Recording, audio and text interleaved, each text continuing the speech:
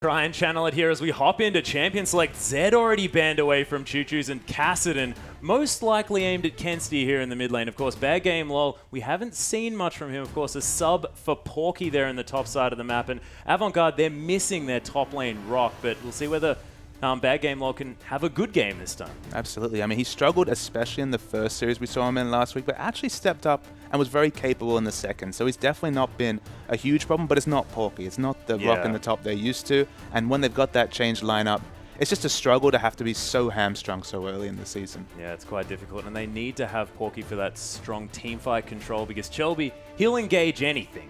And they really need to have someone there controlling what goes on, having that big front line there. But bad game, lol, he's got big shoes to fill, and we'll see whether he can fill them this game. As LeBlanc and Rexley are going to be the last two bans for Avant Garde. And Legacy eSports still thinking about their last one, but Lysandra being taken off the board here as well. And just a really strong pick. And Ari, an intelligent one. Kensti, an avid Ari player. And Ari just so strong on 5.2. So much targeting of the mid lane right here. 5 potential mid lane bans come out right here. So we might even see an early blind pick mid just because a lot of the flavor champs are gone already. Xerath is an option there. Bad game, lol, opting to go into a Nah here, and this is a dangerous pickup. We saw Perfections from Direwolves against Bad Game Lord just destroy him on that Aurelia in this exact matchup, and Carbon now able to look at the highly coveted J4 pick.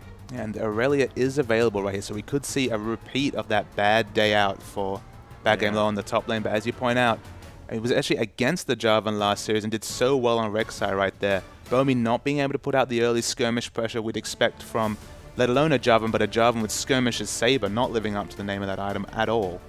He's going to have a bit of fun here with some of the hoppers, though. Yeah, just switching over to some very interesting pickups here. The Victor hover, definitely a shout out to Minky Whale, still affiliated with the team.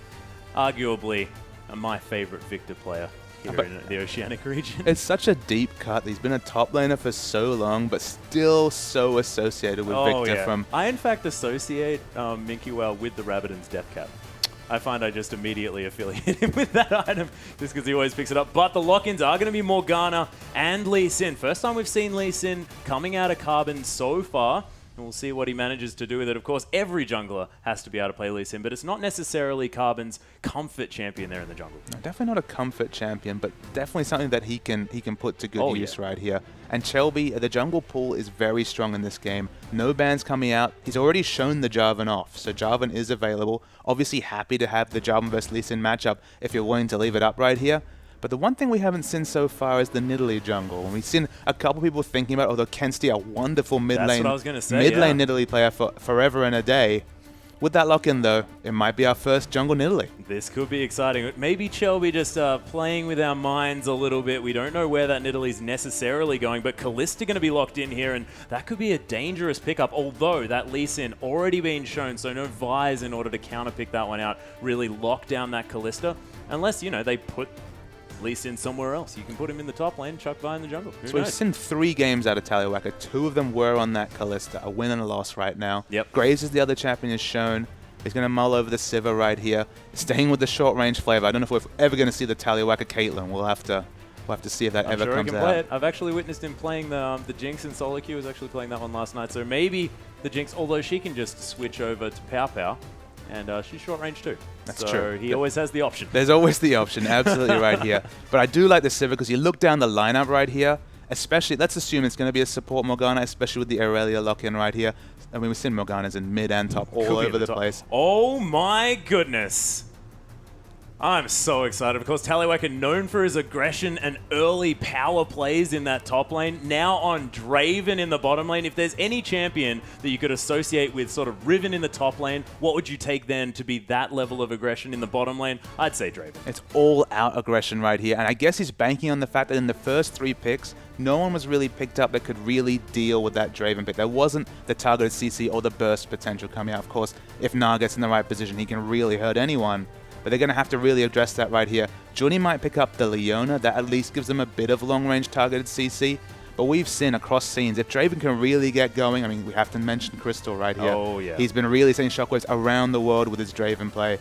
Interesting to see the OPL also being the highlight of some great Draven play. Yeah, and Tallywacker also just a gifted mechanical player as well, so you could imagine able to eke out the last bit of DPS from catching all of those axes and really dancing around these fights, getting all of that damage down. And a Draven that gets ahead early is a disgusting thing to watch, and we've witnessed it before, and my goodness, it was dangerous. But Kensti going to be picking up a long-range mage there in the mid lane, not going for his assassin flavor that he can go for, but similar to a lot of the champions that he really enjoys, and we'll see how he goes here, because, you know, having a Xerath and a Gnar on the team, that's decent synergy there with the Gnar ultimate and all of the CC you can bring down, because then you can just land your skill shot so easily. And absolutely, and it's also a safe blind pick mid. You know, he was forced to blind pick the mid lane right here. Xerath doesn't have any real bad matchups right here. You could say maybe Kassadin, because Kassadin's banned out right now. There's so many mid lane bans. We mentioned 5 mid lane bans. Most of the champions that can deal with Xerath are already gone out of the pool right here. 1 left. Whoa, Cassiopeia being picked up for the mid lane. Choo-Choo's going to be hopping on that champion. And this game just got interesting because, of course, Cassiopeia, not with the longest range, but in the hands of Choo-Choo's, you can never really rule him out. If you ever confirm that Q damage right there, it doesn't matter if you're playing from a long range away. Even if it's the max range Q, the burst of movement speed into all that Twin Fang damage is just really painful coming out of that Cassiopeia right now. At the moment, at least, he's mulling over some super aggressive summoner spells with the double utility movement spells right here to chase down anyone. So even if they rotate this Cassiopeia into an off lane after the turrets are down, you not want to go 1v1 against that Cassiopeia. Oh no, and you can imagine it would also be used for that escape, because Shelby, he's really going to want to be ganking, and see whether he can when he's sitting on the Nidalee jungle, which we haven't seen Shelby play before. Of course, sort of a new flavor here in the jungle now that these large monster camps can actually be hunted by that passive. Sort of seen her eke through the ranks of solo queue, but this is the first time I personally have seen her in competitive play. And it's usually that AP jungle Nidalee, you know, to have the massive burst potential. The one thing Nidalee does provide in her ganks is gap close and burst damage. You hit that spear and then get into the melee range with the targeted jump and can do good burst damage. You mentioned already Xerath's stun. Yeah. Theoretically, there's a lot of burst damage coming out in the mid lane right there. Against Gnar, it's a bit more situational, but he kind of has to rely completely on his lanes to set up kills, because otherwise, just no CC available from the jungle Nidalee ganks. Yeah, it gets a little bit difficult, and we'll see whether Chelby does go for sort of an invade-style Nidalee. We've seen a lot of Nidalees utilize the fact that they can get around so quickly in order to really put pressure on the enemy jungler, and we know that Shelby, he has no fear about entering the enemy jungle, and he'd be more than happy to mess things up for Carbon on his way around, who really likes to be in control of his lanes and shock call from the jungle. And if he gets disrupted, it might be a way to get through Legacy's tight early game. And kind of the interesting other flavor that Nidalee brings is in a siege, they've got Xerath and Nidalee, so much long-range poke. The spears still do very respectable damage, but still have a lot of potential in a siege right there. They have a decent front line for the Kalista to move around the back with that Gnar and the Leona. So there's a lot of team comp synergies coming out right here. It's just the Nidalee's kind of an all or nothing pick. If it gets going, it can be massive. If it struggles, yeah, it could be a problem. But we want to hear what you guys think. Of course, it is difficult to tell. Both team comps looking incredibly strong, but head over to Twitter and let us know using the hashtags Legacy win and hashtag AV win. Absolutely. Depending on which you'd prefer, because I'm personally unsure, because Shelby showing us something new, and Nidalee can have a lot of control, and we haven't mentioned Misui now picking up the Kalista. Yeah, it's a different pick for him right there. Misui we usually think of as a Corki main. He's a wonderful Corki player. Really struggled on the Ezreal last week. That's the only other champion we've seen him on right here. Interesting to see if his Kalista's on board with that Corki, or if he'll struggle on just, you know, something out of his comfort zone. Yeah, and having Johnny as well on this Leona, we saw it working to great effect against Legacy, but that can be difficult playing something that Legacy are so comfortable with. They, of course, showed incredible amounts of prowess on that particular duo in their last game. They might actually know how to beat it as well as play it. I guess kind of the thing they need to do is keep down this Aurelia, because if you have an Aurelia who can aggressively dive onto the Kalista and maybe isolate the Kalista from a fight, if she can't spread her Ren to the backline with the Hurricane, for example. If she's really struggling to get through a frontliner, we've kind of seen Kalista's super struggle. I remember, of course, J.K. Smithy's Renekton so well isolating a Kalista and really stopping her from spreading her damage. If she's able to free hit, you know, if it was, say, a double AP comp with no true frontliner, Kalista can be massively strong. We've seen that across the scenes. It's only when the true tank can really get a big stack of armor and shut down her movement that she really struggles in a fight. Yeah, that's true. But let's have a look back here. Of course, Legacy playing against Chiefs in their first match, which was sort of the big one, arguably our two biggest teams, and the Chiefs coming out victorious.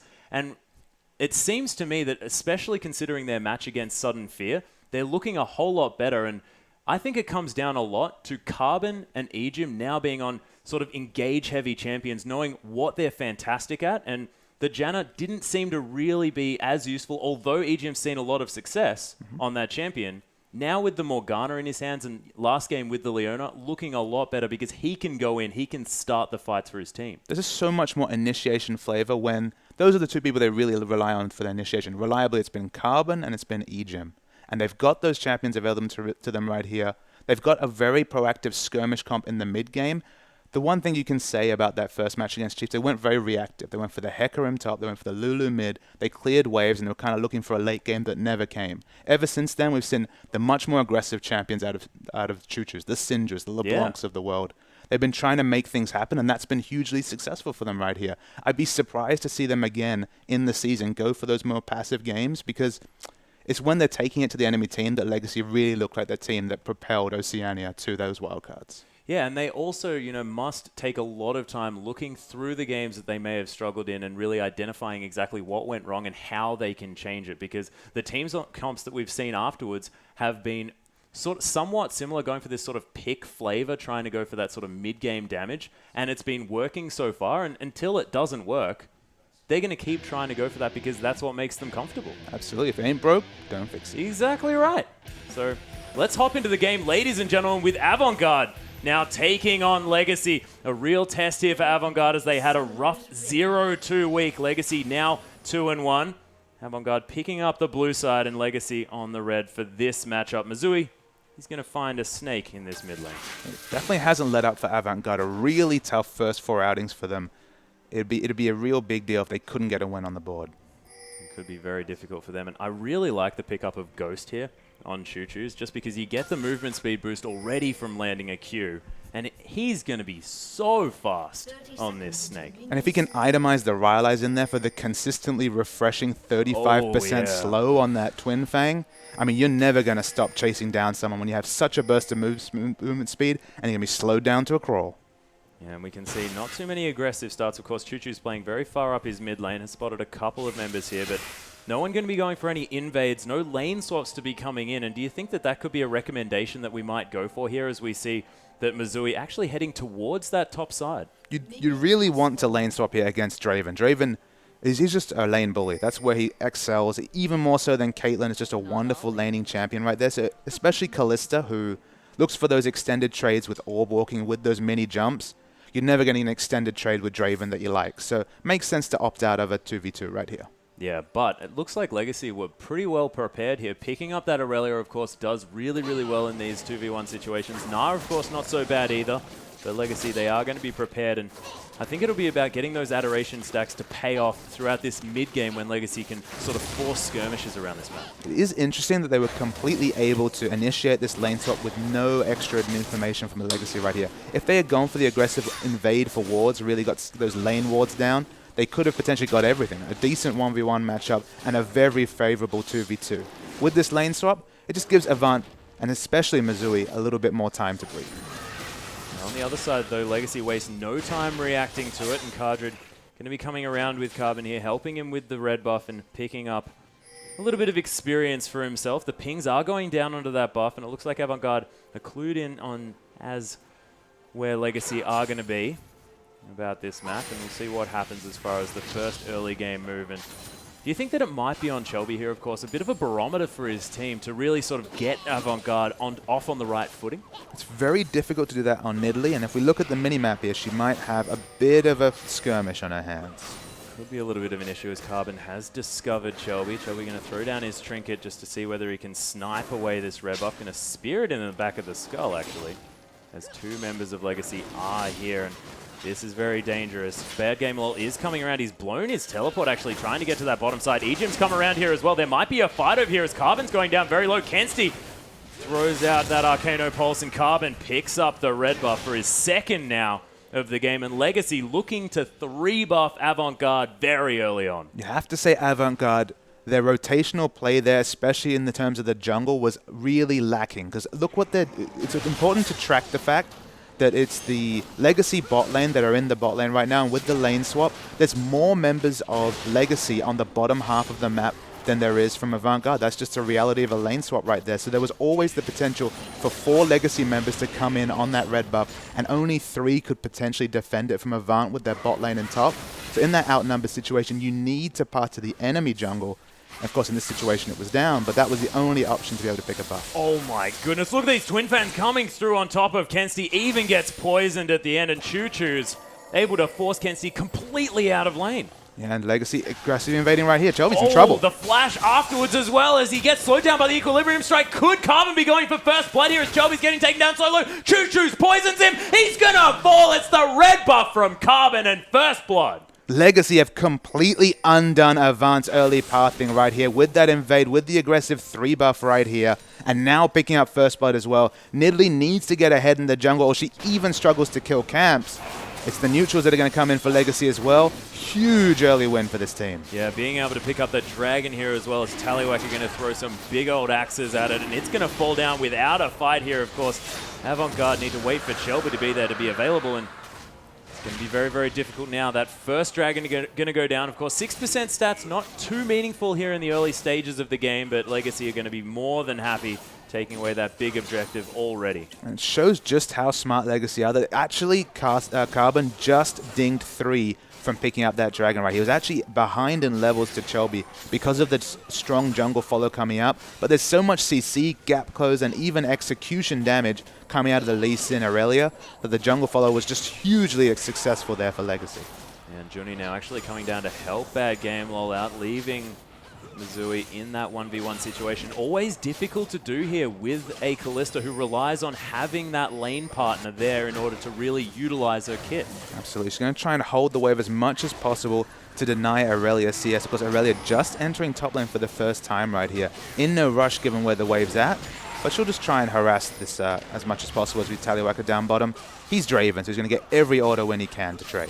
Oh yeah, even taking a turret shot, but he's going to be more than happy and managed to hit him with an axe. Definitely worth on the side of Tallywhacker. Drops an axe, just one.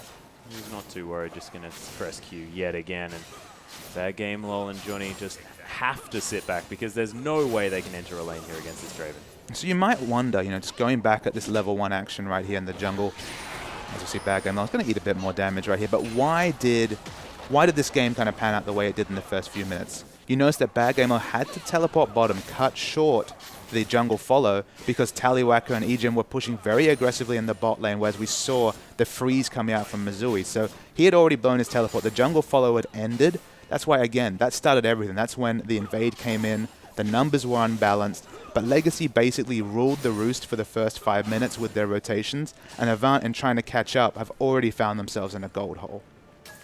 It'll be very difficult for Avant to find their way back in. But I want to talk about Draven and Kalista here because we haven't seen too much of Kalista, but can put out an incredible amount of especially AoE damage here in the later stages of this game. And if Tallywhacker and Missouri, let's say they go even here, as far as a late game situation, who's going to be more useful out of these champions? I mean, you definitely take, in this matchup especially, you definitely take a late game Kalista over a late game Draven. But if Draven can get the snowball going, which is a big if, he's going to be able to farm very freely right here. You have to expect the first passive proc is going to be a massive burst of gold for Tallywhacker as he stacks up that adoration.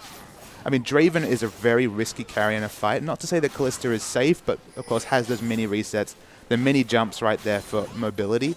And there's not that strong a front line coming out from Kardred right here. It's only really Kardred in the front line, probably Carbon to some extent as well. But if able to free hit at the back lane with no one able to gap close, it's going to be very, very hard for Tallywhacker to match Mizzou in a fight. Well, we can see the bottom outer turret is going to fall down here for Legacy. Managing to secure that one, and Kensti very low on health, picks up a blue buff.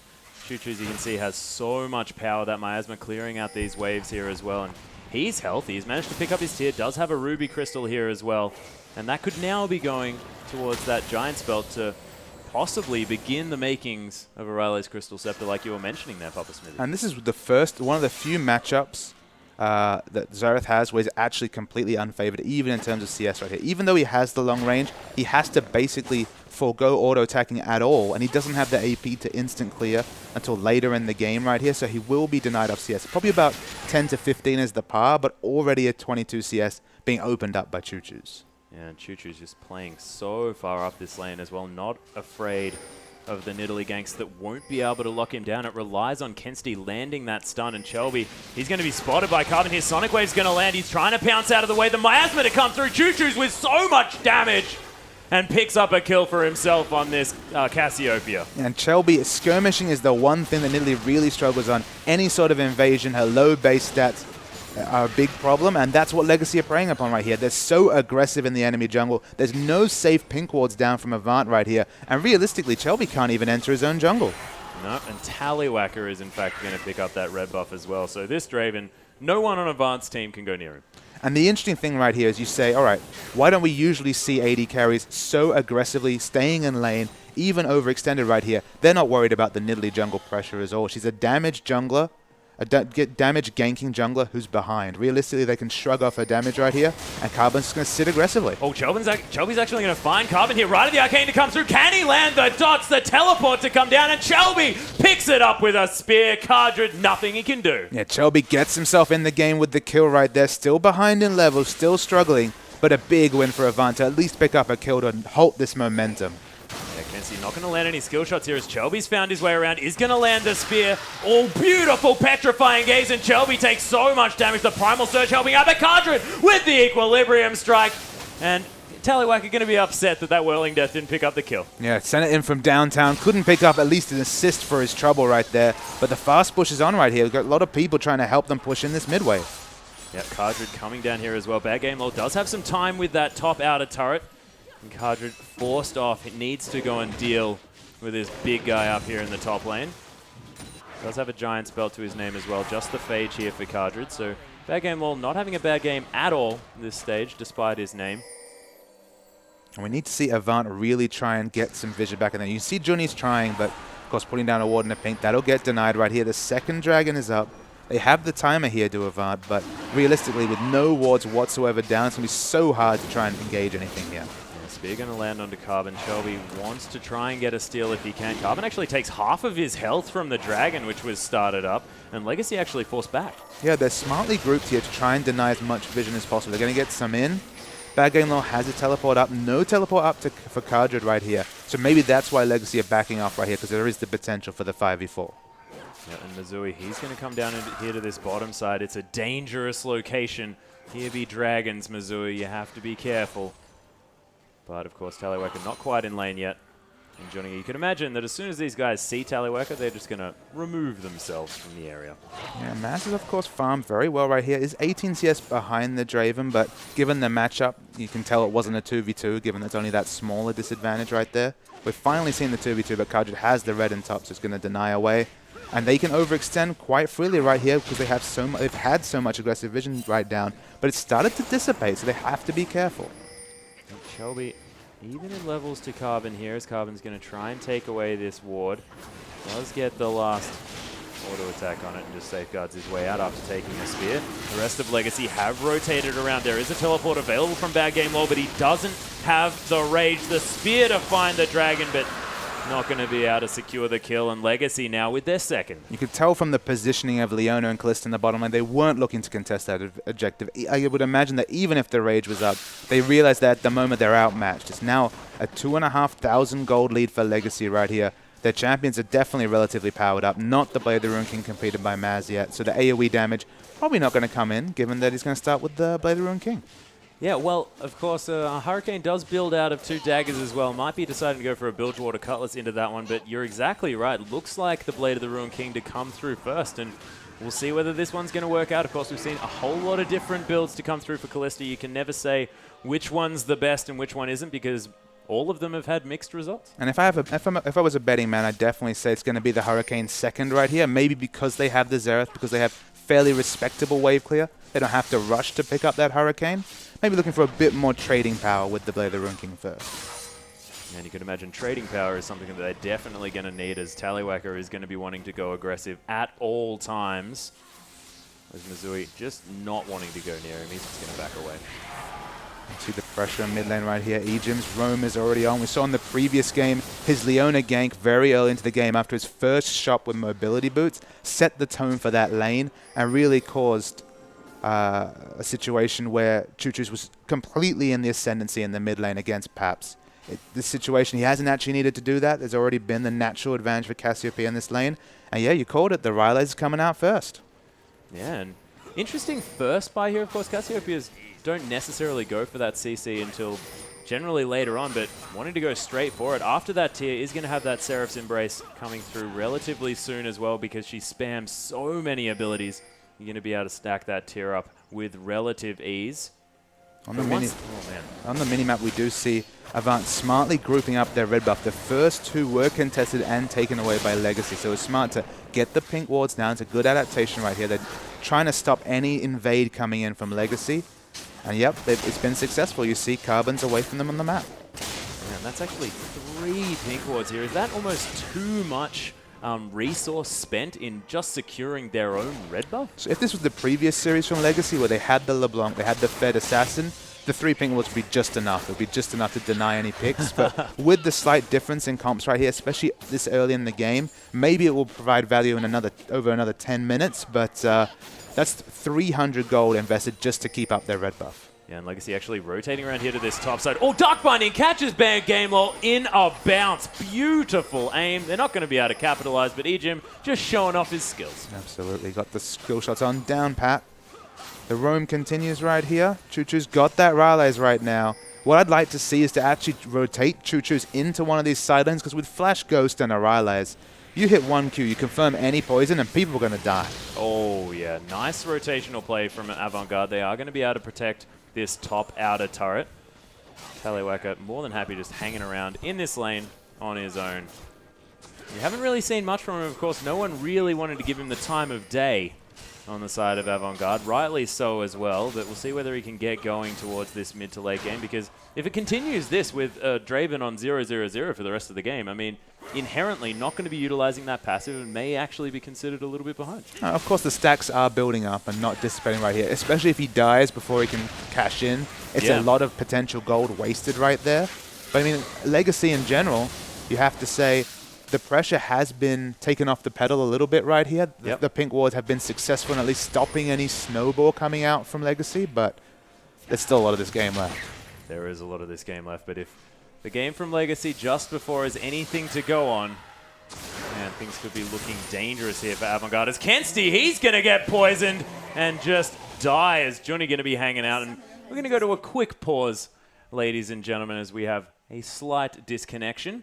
But the players are going to be trying to get back into this game. And Kensti dead again, and Choo-Choo's just looking on form today. Yeah, the Rylai's does double up with that extra health pool. The extra 500 health helps with the aggressive turret dives right there. And again, confirmed 1Q, you can flash away, but against a Flash Ghost Cassiopeia, you're going to die. Yeah, there's no escaping from that one. You're going to need to be in your fountain, I think, in order to escape that. And even then, I probably wouldn't bet on it. Yeah, absolutely. Things can get dangerous. You know, slowly venture back from the fountain. Considering his options for next fight. This is not many options against someone that can reapply the Rylai's every 0.1, 0.2 seconds when you confirm those Qs right there. It's an impressive build from the Cassiopeia. It's a 1v1 specialist item, but it's so, so good in that situation. Yeah, and what is the answer here that needs to come through from Avant Garde to really keep down this Legacy lineup? They've got so many sort of volatile members, of course, looking at Tallywhacker and Choo-Choo's that need to be dealt with. Do they have the tools? They have the Siege. The group Siege is actually very strong from Avant right here,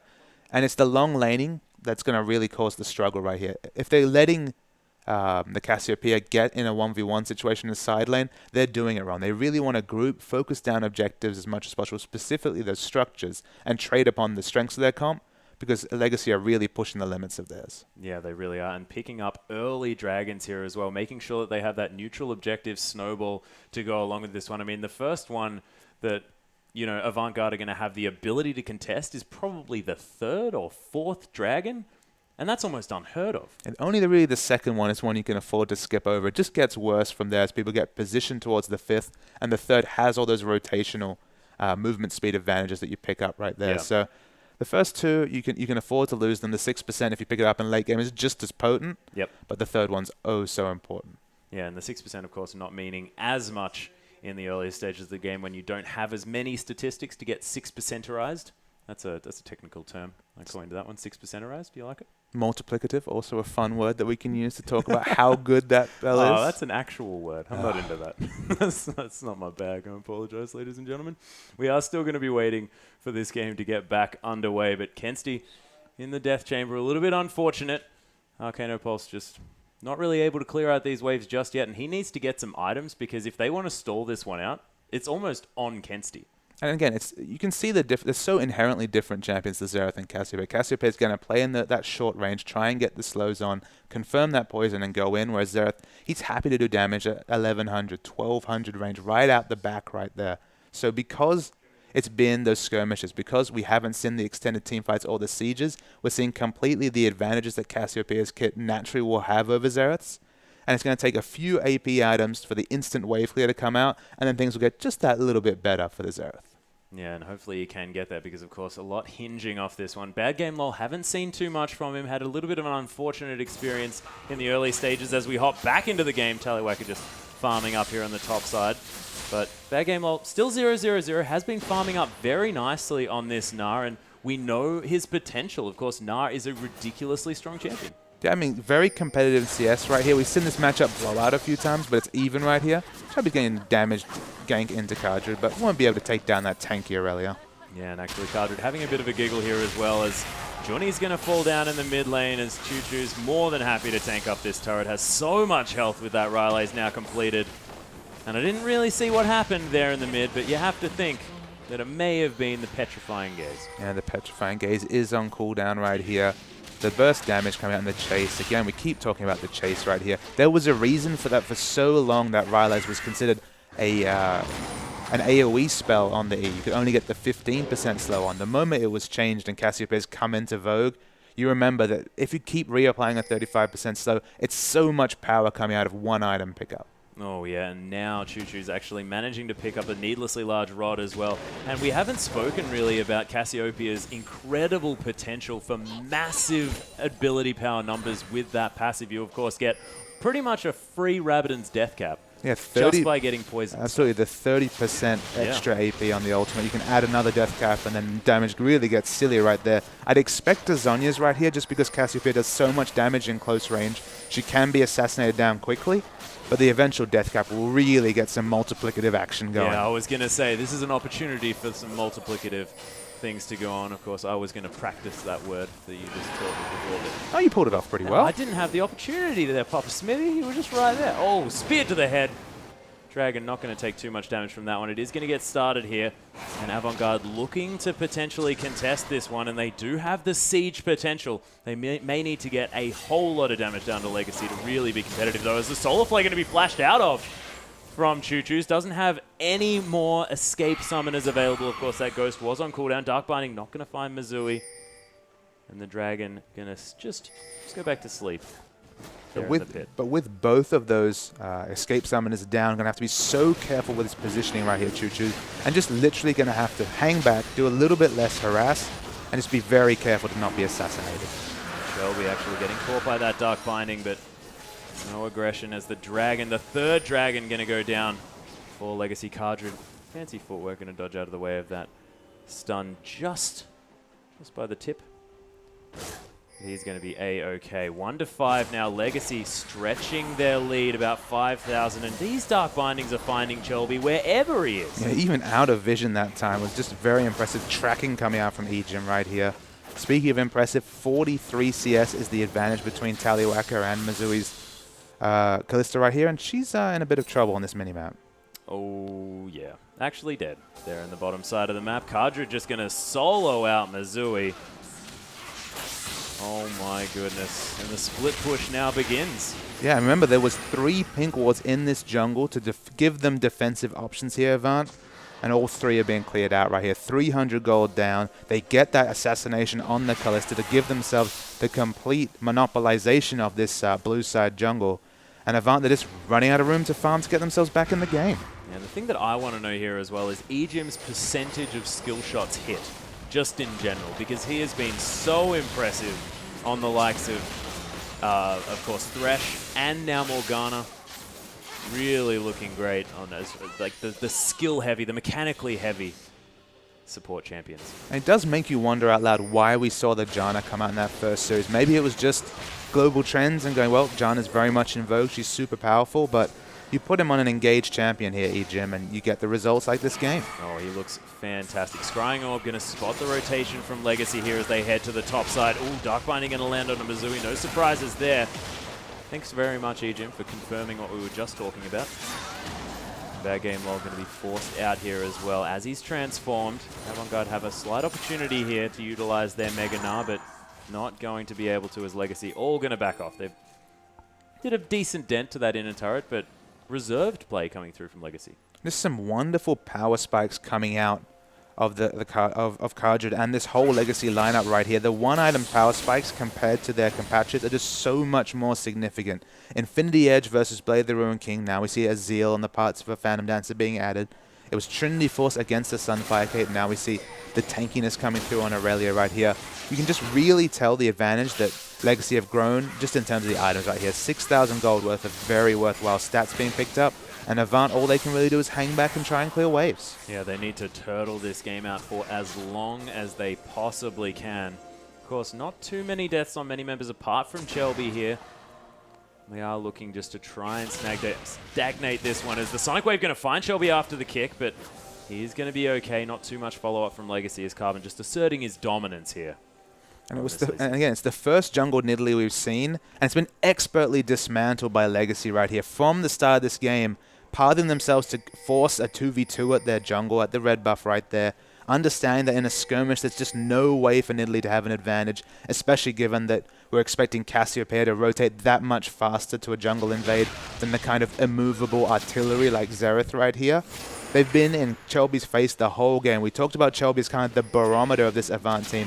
When he's ahead, you see Avant going in aggressively, looking to pick up advantages. But when he's been relegated to playing so far behind like this series, they're struggling. Yeah, things are looking difficult. Oh, Dark Binding going to uncharacteristically miss onto Chelby here as he pounces through the brush, and Tallywhacker going to lose his spinning axes. Just going to head down to this bottom side and continue clearing these waves, extending that CS lead. Avant Garde, every member may have spotted Choo Choo's out here as the Arcane Pulse not going to land. Nice Petrifying Gaze, going to get a couple of stuns. Fate's Call not going to find its mark, but there's the Zenith Blade. Choo Choo's is going to die without even being able to use that Sonya's Hourglass. Stand aside under Johnny to stop the follow-up engage, and Avant Garde, they get a pick. Yeah, for once they're able to make Choo Choo's pay right there for his aggressive positioning. The last few times Legacy have done that, they've been the ones picking up kills, but at least Avant understand all they can really do at this point is start to ward up their jungle and farm safe, and they pick up an exit kill doing just that. Yeah, Bad Game will actually going to teleport here to this top side, stop the split push from Cardred here. Does have himself a Sunfire Cape, so some early stats coming through on this now. He's going to be feeling pretty good about himself. Legacy, gets spotted out by the arrow from Missouri. Nicely shot in there just to try and stop any funny business, and Legacy going to have to just slink away, tails between their legs. Bad Game Lord taking so much damage from Cardred here, and that was a crit, I believe. The flash going to be used from Bad Game Lord to get himself out of here, and Cardred's so scary on this Aurelia. And while the Sunfire Cape gives him a little bit of wave clear right here, the lack of Aranduins means that Aurelia is going to stick on now permanently, and he just can't afford to enter that lane without the ward coverage because he just can't duel that Aurelia. And he's also forced to build so much magic resist as well, just because of the consistent damage that's going to come through from this hyper carry in the mid lane, this Cassiopeia. Yeah, Cassiopeia does a lot of AoE magic damage. He's going to incidentally pick up so much, but if he goes too far into magic resist right here, he's just never going to stand up to Tallywhacker's Draven. 0-0 Draven at 24 minutes into the game. I'm going to have to mouse over his adoration when I get a chance, but that first kill is going to have maybe even a record amount of gold cashed in one buy. Yeah, that is going to be a jackpot come in for Tallywhacker, and we'll see exactly what that number is because I'm also incredibly interested. And Draven just in general is so terrifying when there's that sort of the chance that he could explode and pick up so much money and just finish this gigantic item just out of nowhere, and as soon as he sort of comes back, you just die over and over again. A snowball item on an 80 carry that's all about damage is just such an exciting mechanic because there's so much more potential for him at this point. If he picks up a kill, I mean, the kill gold's going to be nice, but the cash-in's going to mean a straight Last Whisper, a straight Bloodthirster, basically any item he's looking for. Yeah, Ejim actually going to face check this one here. Takes a lot of damage. The render comes through, and Johnny manages to get the Zenith Blade. There's the Fate's Call into Carbon here, but he is going to have the Safeguard available. Not going to be able to, actually, as Chelby going to come through. There's a Petrifying Gaze, whirling death onto Misui. Tallywhacker cashes in his adoration. Chelby bounces forward. Carbon with a beautiful Safeguard, but it's not going to be enough as Chelby picks it up on the backside, but Misui and Johnny did already fall down. Chelby just trying to farm up as he makes his exit. Is he going to have enough pounces as Cardred has so much movement speed? Chelby looking for a brush, pounces through it, and this could be the Benny Hill music moment here for Avant Garde. Yeah, not quite as much movement speed available for Nidalee as per the previous times, but excellent pounce right there. Very nice Nidalee mechanics. He's going to try him back, but finds Ejim with his trouble.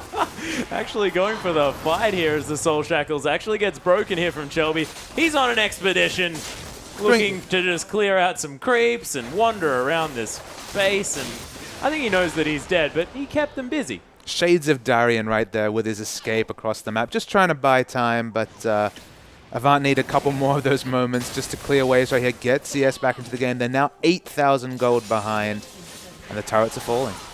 They are. It's actually going to be a turret for Avant Garde here on the top side of the map. Unable to go and clear that one out as they were chasing after that kitty. And the kill actually went over to Ejim with no assist for the rest of the team. So Chelby doing a decent job here, of course. Ejim, not all that are required to have too much gold.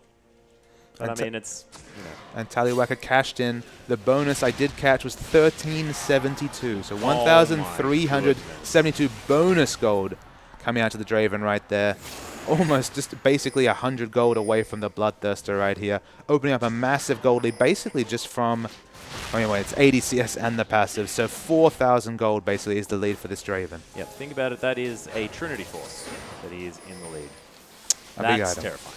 That is just terrifying. Misui not going to be able to go anywhere near him. Bad game, well, probably not going to be able to either as he dodges out of the way of that Sonic Wave. Legacy going to be pressured away from this Baron here, knowing that Cardred is in that bottom side. Does have that teleport available. And Legacy, they're playing a little bit more scared than are otherwise required to, in my opinion. Yeah, they've been trying to be assertive, but remember, they've been punished twice going for the aggressive invade in the red side jungle. Avant have spent a lot of gold this game on pinks, which is both necessary for them to not get strangled out of their own camps, but it's just delaying their power spikes in terms of items right here. You see, still no Runan's Hurricane completed on Callista against basically a 3-item Draven at this point. The Randuin's finished as well on top of the Trinity Force here for Cardred, so that the front line is very strong, and the damage is just not there to deal with the tanky Aurelia.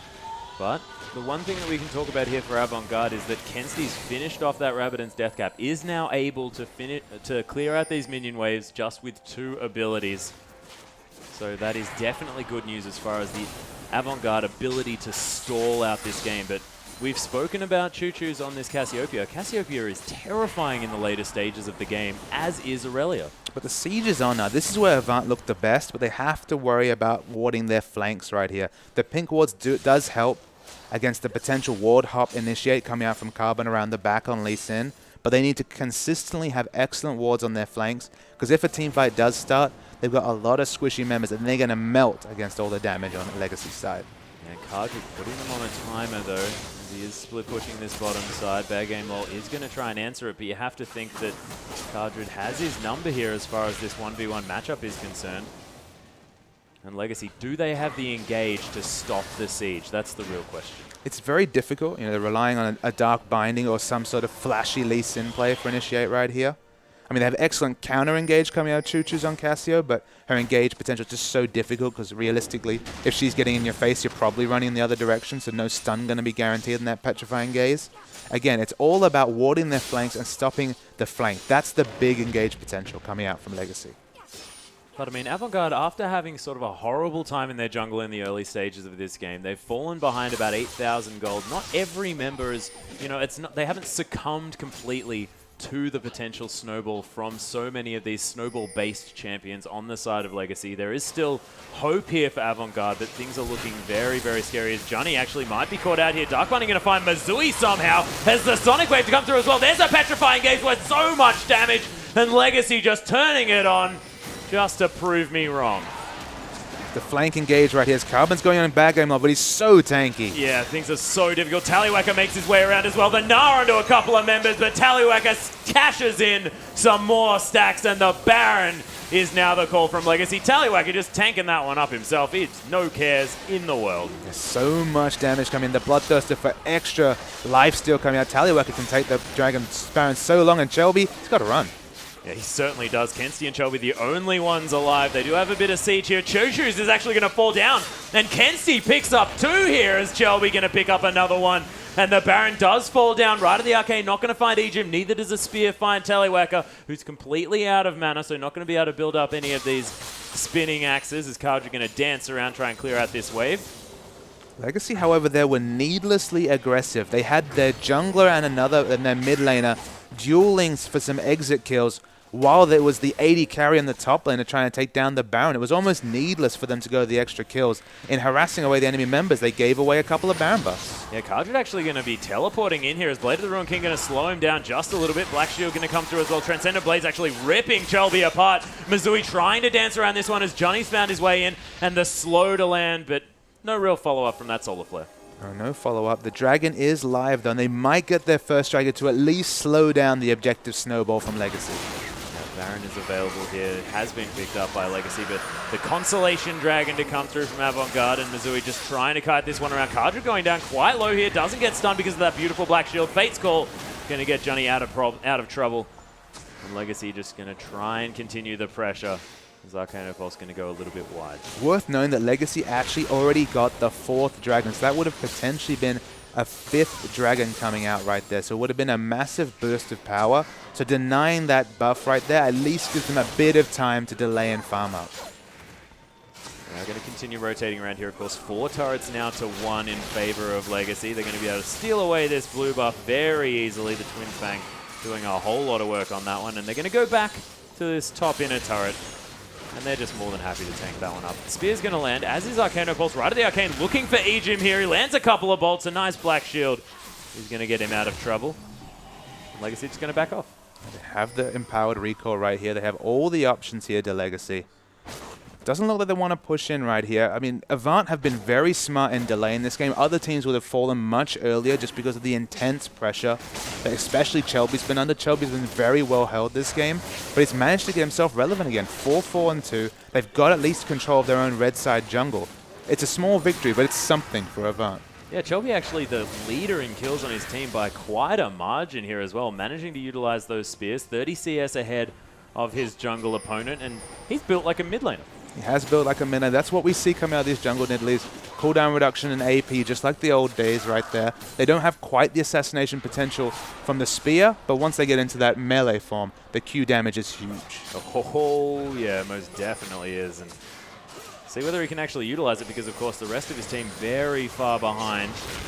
Ejim going to take a lot of damage here. The render comes through from Misui as well, but he's going to be okay. He's just going to back on out of this one as Legacy continue to strangle out the vision. And we have another slight pause coming in, but we were mentioning Shelby might be the saving grace here for Avant Garde if they can stay in this game. If they can, he at least it doubles down on the poke pressure they have. With the Xerath, with the Nidalee, a lot of long-range poke. Again, we were talking about how important it was to ward their flanks because they're very oppressive in a siege situation. They can get so much line damage down that they can start to pick up these neutral objectives, specifically the turrets, and just start to close down that big gold lead that's been opened up by Legacy. It's just difficult because when you have fed divers like Aurelia who can potentially teleport in and start a fight themselves, it's going to kind of undo the strong siege they have. Yeah, and is the split push going to be the answer here? Because Kardra has shown that nobody can really go toe-to-toe, and it's going to take decisive siege work here from Avant Garde to really make this one work, because they have to be right on point with their skill shots and get enough damage down to make sure that Legacy can't re-engage if they're under the tower, all the time also knowing exactly where their side waves are. It's a good point. I mean, especially because, at least so far, Gnar hasn't been able to stand up to Aurelia. He can't really harangue her or really even hope to cancel her TP, because of course he only has the ultimate as an interrupt, and it's unlikely to be in position to use that in a 2v2 off lane right there. So they don't have a lot of answers to Aurelia, and if they get the right wards down, they've decided to deny these pinks, get those aggressive wards on the flanks of Avant right here. the re-engage from Aurelia will spell doom for them right here. So the split push is the correct adaptation right here. Ejim get the aggressive ward, start the split push. And so far, at least, we've seen no answer from Avant. Yeah, there hasn't been too much that they can do. They have been clinging to dear life in this game, and still that 5th dragon is being threatened on the side of Legacy, and they've got that Baron rotating around them. And it is certainly a time where Avant Garde really need to just try and knuckle down and batten the hatches until this onslaught is over. But with Baron buff, I mean, these melee minions are going to be so powerful. Very, very difficult to deal with as we hop back onto the Rift, ladies and gentlemen. The pause is going to be over, and the wave clear to come through from Kensti. And he's got a bit of damage. Now has a Blasting Wand, almost going to have that Void Staff completed, but look at Tallywacker just tear these towers apart. Yeah, when you see Kaja with the huge health bar right there, is on the late game Aurelia right here. Even if you're Kensti, even if you have the long range wave clear, you're always conscious of a dive right here. If he dies instantly, this Avant team is just going to be undone. They don't have much of a tanky front line to support right there. So the implied zone pressure of this Aurelia is stopping the strong wave clear from Xerath from being the big factor in this game. It's looking very difficult for Avant Garde to get back into this one. I still believe that something can happen here as they have the opportunity of one of those sort of amazing Gnar ultimates to come through. Chelby might land the spear to end all spears, but things are looking really, really good so far for Legacy. And you have to say that Avant Garde just not looking like the team that managed to win finals. It's been difficult for them to find their feet here, and we'll see whether they can make a change when Porky comes back. Of course, they're rocking that top side. Bad Game Lol has been doing the best that he possibly can for their team, but Porky was a star player for Avant Garde, and they're really struggling without him, and of course, their world-class bottom lane. And they've started to show some of the smart adaptations that we'd expect out of a former top team in terms of actually doubling down on vision control. But kind of the knock-on effect right there is they've spent perhaps 1,000 to just over 1,000 gold on pink wards just to get control over this bot blue side jungle right here, and it's been consistently sweeped out right here. They've been consistently spending money on consumables when they're 13,000 gold. It's actually an implied larger lead for Legacy because we know how much gold they've been spending on pink wards right here. And Legacy, they just need that one decisive pick, and Avant's comp, unfortunately, will just kind of be undone. Yeah, and we'll see whether Avant does fall into a trap of having to get that done. Legacy still have to break the base, and they don't have a Baron in order to do it. It is up in another 2 minutes, as is Dragon. A potential trade may be opted in for here if Avant Garde can make their way around to it, but it's a very difficult one because if Legacy managed to get that 5th Dragon, that buff, adding those 12% stacks, really, really dangerous. Things could go horribly, even if Avant Garde traded for a Baron. And especially, it's not just the 12%, of course, doubling that movement speed buff as well to 10%. We talked about flanking gauges kind of being Legacy's only way to get in there, and Aurelia with 10% extra move speed on top of the Trinity Force and her natural tenacity.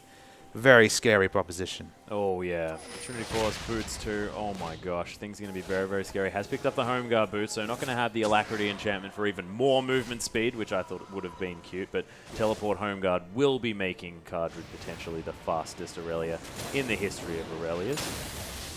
It's Kensti going to clear out this wave again. Still able to clear out very, very effectively on this Xerath, but he's been completely stifled this game, unable to make the plays that Kensti would want to.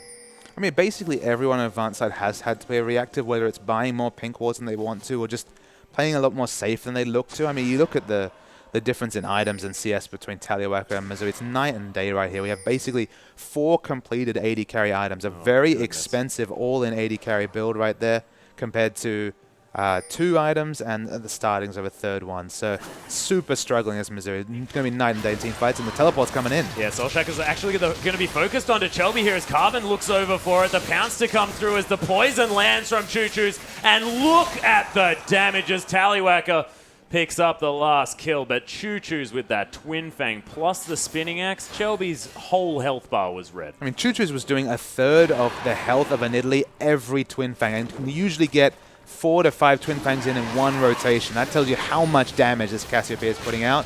The Dragon's in trouble. Yeah, Dragon's going to be taken here for free. Of course, Shelby with the smite is down, and Carbon going to be able to lock that one down here as well. The Avant Garde members trying to take a consolation blue buff He's going to be taken here by Xerath, but Bad Game Wall taking so much damage from Choo-Choo's who's popped that Ghost here on the top side. However, Kensty's getting singled out. The Black Shield onto Ejim. Kensti unable to find a follow-up kill, and Cardred just going to beat him to death. Whirling Death, speaking of which, going to come through. Not going to find the kill. But Tallywhacker, he's got other things on his mind. They want to crack the base of Avant Garde, and Legacy are looking unstoppable today. Yeah, with Kensti down, just not enough wave clear to deal with these people pushing in right here. 5 members strong. Each axe is chunking down Chelby. He's got AP, but no resist to speak of. Oh, yeah. And that was after a Primal Surge that you saw his health bar. That was more than half of the health of that Nidalee as Choo-Choo's takes a spear to the head. Still doing relevant damage here as Cardred not going to take any of that at all. And 2 inhibitors in a matter of seconds for Legacy. They're just going to pick up the Baron because why the heck not? Absolutely. Might as well double down on all those multiplicative stats. Get all the Baron buffs as well. Love that word. Freshly swapped. It's been the word of the day so far. It feels like 2,200 gold on Draven, a bevy of gold on everyone else right here. A Baron buff in their pockets too. And then it's going to 5-man recall like the Mighty Ducks or something. Oh, it looks strong. Fantastic. Just see that coordination. That is synergy, ladies and gentlemen. Legacy showing you exactly how to do that one. Of course, a little bit sort of the tip of the pyramid, not that great. Need to work on their flying V, as you mentioned, but looking fantastic, Legacy. And looks to be the circling of the drain for Avant Garde, very unfortunately, unless they can get a hero 15 team fights in a row. You have to think tomorrow's scrim block going to be just refining that teleport technique there for Legacy to cap on these victories they're coming into, but they've caught Shelby. Yeah, it's actually Soul Shackle's not going to find its mark, but Tallywhacker just going to kill him instantly with the ultimate. Mazui taking so much damage as the kickback onto Bad Game Wall, just into the back of the team. Normally a bad idea. Does get a nice 2-man down, but he's just going to fall as soon as Tallywhacker gives him his attention, and Mazui, the last man standing, accepts his fate. Yeah, that was very cute. He spotted himself with that scrying orb. Very cute. Yeah, some people see the light. There wasn't time right there. It was an oncoming train, squashed him down, and Legacy going to win this game. Yeah, that was a Callista in the headlights, ladies and gentlemen, as Cardred tanking up 2 turrets and doesn't even really notice here as Legacy just going to evaporate the Nexus turrets. The Nexus to follow as well. 5-0-3, 6-0-3. The scoreline's looking huge for Legacy, and they have had the day of their lives here in the second week of the OPL. Beautiful performance. And it was that assertive play from level 1, that out-rotation at level 1, putting a Nidalee behind a buff as a jungle Nidalee. A wonderful snowball champ. If she can get ahead, those damage gains can be very relevant, but Chelby was forced out of the game and stifled out by Legacy's excellent play in the enemy jungle. Yeah, and having that buddy system in the jungle as well, having Cardred always with Carbon, meant that there was no opportunity for that sort of invade tactic to come through from Chelby and really take advantage of Carbon. But we've got a replay, and let's just have a look at how Avant Garde were torn apart by Legacy. All right, so let's roll the tape right here. We're already 39 minutes and Baron buff is up right here, so it's a very late game fight, but I'm sure we're going to see plenty of deletion coming out of Legacy right here. So Chelby's at half health, and this we're going to see a big burst of damage coming in from Tallywhacker. Completely annihilates him with the Whirling Death. Tallywhacker, the late game Dravens that we're starting to see have so much bloodthirst to lifesteal that they can basically be a frontliner alongside Aurelia. You can't really tell Aurelia away from the Draven because they're just in the front lines doing damage, and then Mazui accepts his fate. Yep, sees the light, the scrying orb from above lets him know that, yep, this is right for you now, Mazui, unfortunately. You can finally be quiet and not so restless anymore. Yeah, it was an unfortunate situation, but Avant Garde, they have got many more tests coming up. They've got the ability to bounce back here, of course, a team that has been well established. But let's have a look at our next matchup. Of course, we are going to be having, next up, Team Immunity taking on Sudden Fear. We'll see whether Sudden Fear can bounce back from that horrible defeat in the hands of Legacy and answer towards Immunity. But guys, don't go anywhere. We'll be back after this short break.